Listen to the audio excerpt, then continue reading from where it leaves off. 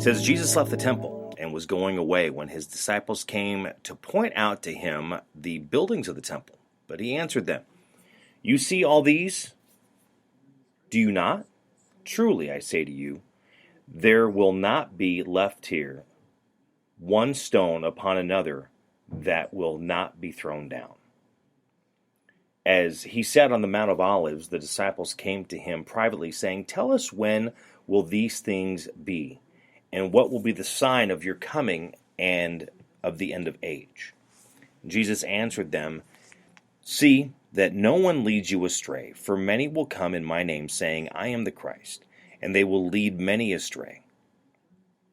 And you will hear of wars and rumors of wars, so that you are not alarmed, for this must take place.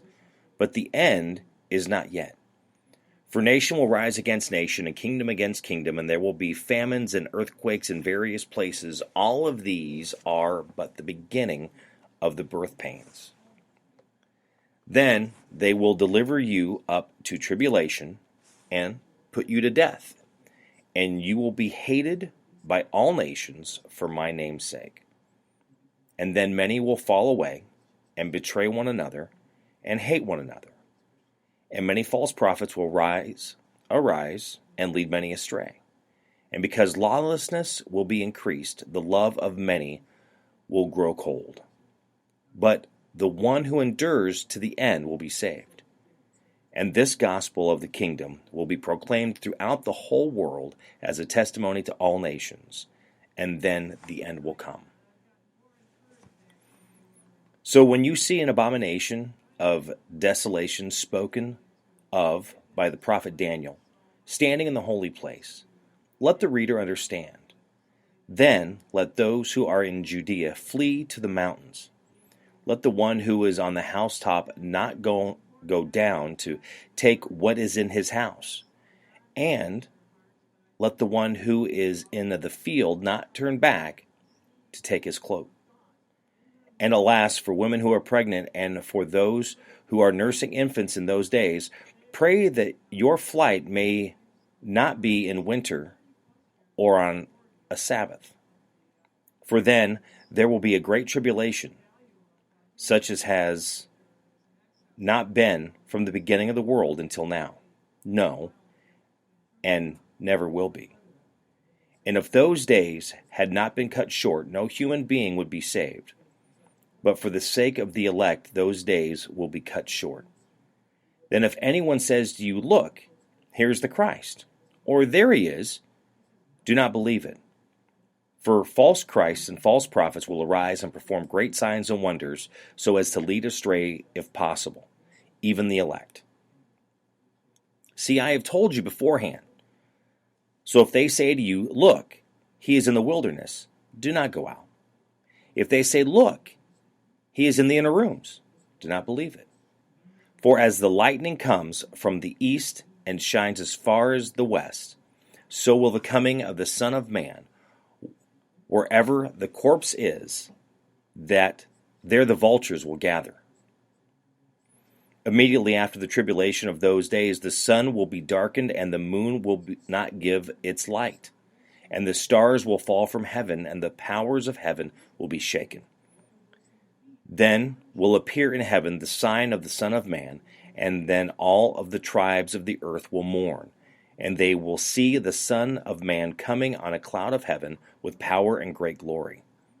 And he will send out his angels with a loud trumpet call, and they will gather his elect from the four winds, from one end of heaven to the other.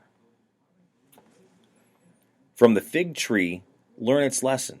As soon as its branches become tender and puts out its leaves, you know that summer is near. So also, when you see all these things, you know that he is near, at the very gates. Truly I say to you, this generation will not pass away until all of these things take place.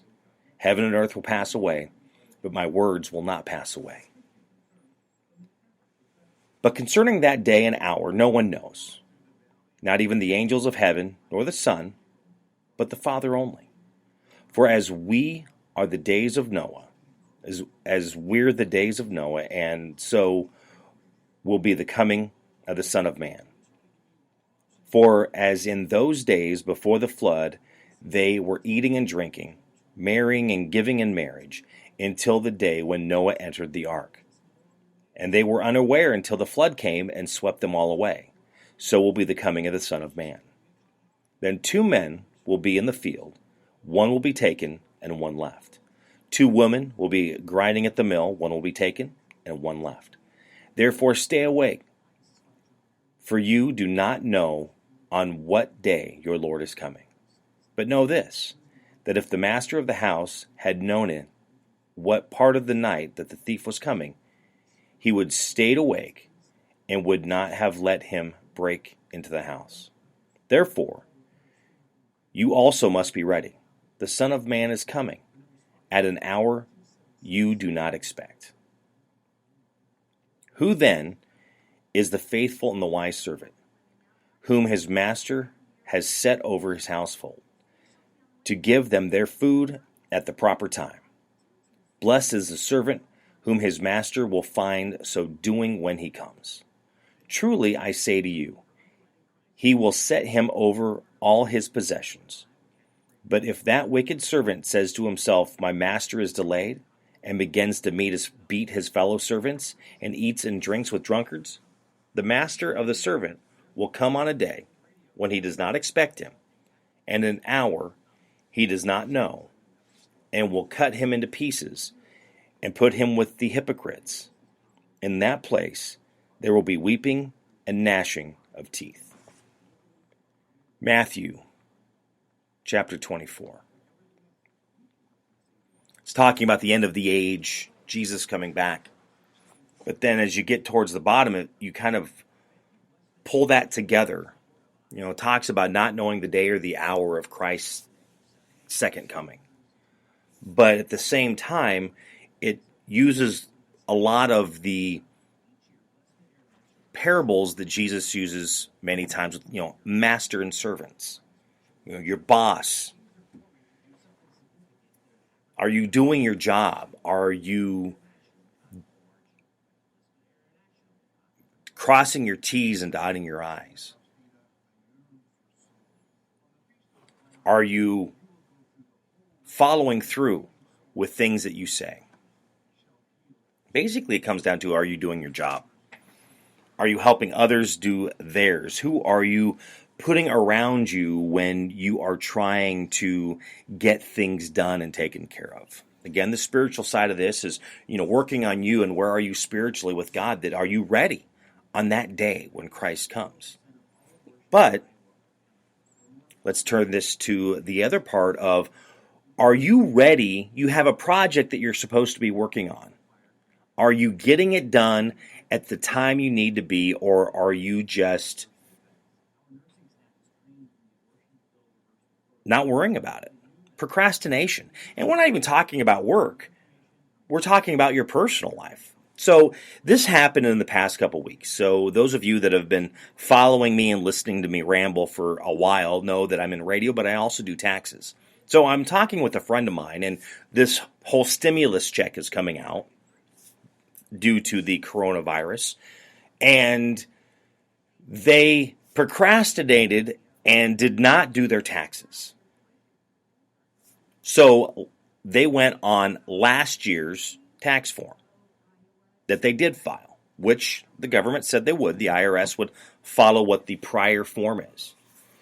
By doing that, because when they filed the year before, they looked like they made more money, because what happened is the company that they worked for, they moved to a different location, and they gave them moving expenses, which then with new rules, it goes into your income, so then it makes your income higher than what you were making.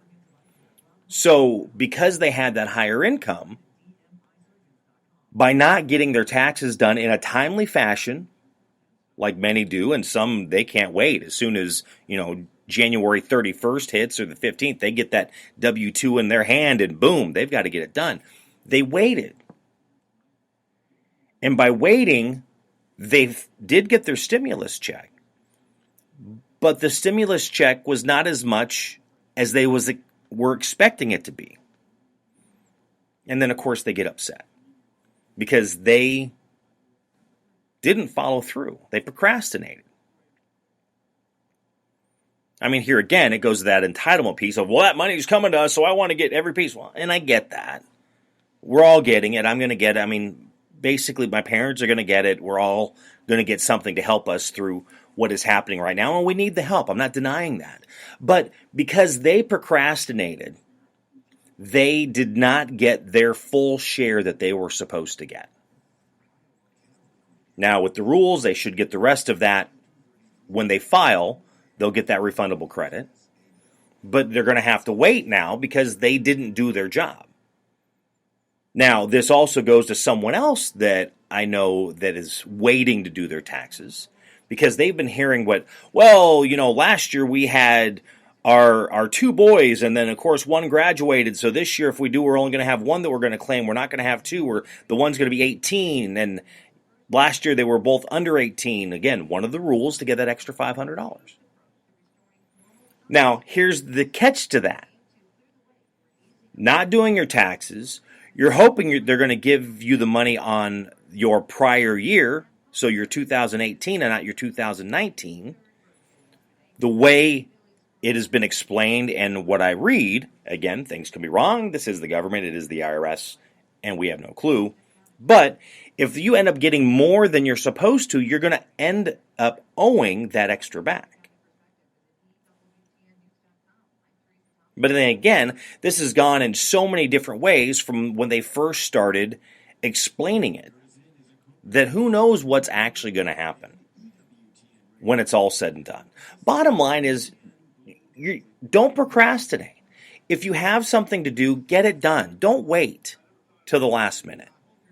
And I know that, and that's the easiest example I use because I know people that wait until the last minute all the time because they hate doing taxes. And I'm not saying that I have not done the exact same thing, but a lot of times I'm waiting because when I'm working for myself, I'm waiting for some 1099s that are coming in, and they kind of drug their feet to get those to me. But again, you do your job. You do what you need to do in life. Just get it done. I mean, there's the stories that you hear people, there's a problem with you own a home. And you need to get something fixed, and you wait, and you wait, and you wait, and you wait, and by the time you finally get it fixed, it has created so much damage that it is going to cost way more to fix it than if you would have taken care of it when you first found the problem. Why wait? Why procrastinate? Now, I understand there's going to be times with things like that you have to because you can't afford to pay for it. I mean, there's always reasons and ideas, but if you're just doing it because you have no reason, you're just pushing it off because you are, just get it done. I know I've had the conversation about the whole necessary evil, and I was not a huge person who liked school, but I knew I had to do it, and I knew I had to finish it, so I just went in, I got it done, and my grades turned out to be decent. But I didn't dink around. I just got it done. Here's what I need. Get it done. Move on. And what's funny is that's kind of even went into my work ethic. Here's what my jobs are to do today. Here are my responsibilities.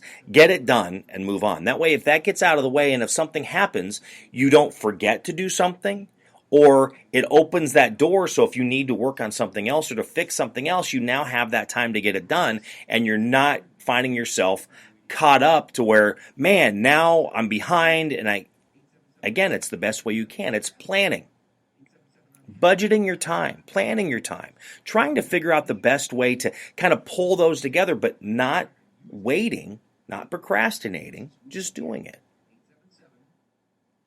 I know many of us have issues with that. I have issues with that. I'm not saying I do what I need to do every single time, all the time. By no means do I do that. But we need to do the best that we can to be the best that we can be and to do our best job. For us, for our job, for our family, for our friends, be the best that you can be.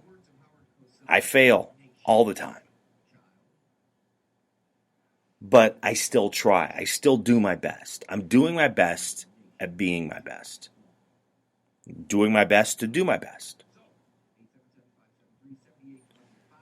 How do you fall when you do all this stuff and you're dealing with your day-to-day things? But then again, if there's something you're planning on in the future, how are you moving forward to getting that done? Matthew 24. Okay, so I always say, read it for you. What does it say to you? How does it speak to you? How can you apply that in life because of something that you're learning by reading that? Not just in your spiritual life, but in your personal life, in your professional life. What piece of that can you learn to, hey, I shouldn't do this, I should do this. This makes me better. By doing this, I can help someone else be better. Thank you for listening to The Gospel Road. Have a great day. God bless.